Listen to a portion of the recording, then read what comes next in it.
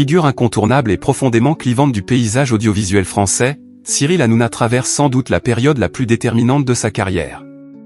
Après plus de 15 ans passés à régner sur l'Access Prime Time avec Touche pas à mon poste, tout s'est brutalement arrêté le 28 février 2025 avec la disparition de C8.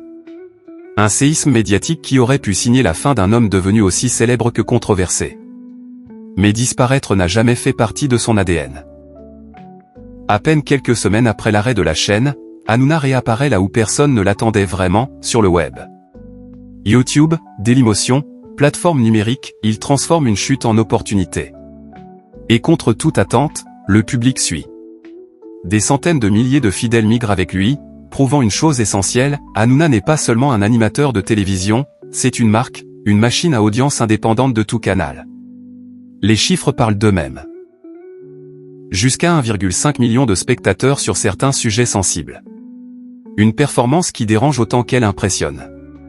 Car dans un paysage médiatique saturé, rares sont ceux capables de mobiliser une telle communauté sans l'appui d'une grande chaîne. Mais Hanouna ne s'arrête pas là. En avril 2026, il signe son retour sur la TNT avec W9, marquant ainsi une nouvelle étape dans sa stratégie de reconquête. Fini le simple talk show quotidien, place à des formats plus larges, plus accessibles, plus familiaux. Une tentative claire de repositionnement. Moins de clashs apparents, plus de divertissement grand public. Une évolution calculée, presque stratégique. En coulisses, les discussions s'intensifient. Plusieurs chaînes, dont W9 et RMC Story, envisagent déjà un retour plus structuré dès septembre 2026. Mais cette fois, il ne s'agirait plus de recréer TPMP à l'identique. Le projet évoqué serait plus consensuel, plus maîtrisé. Comme si l'homme qui a bâti sa carrière sur la provocation cherchait désormais à redéfinir son image. Car une réalité s'impose.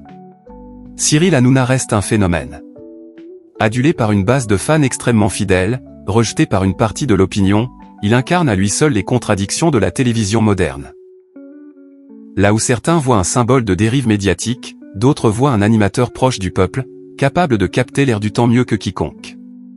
Et c'est précisément cette tension qui fait sa force.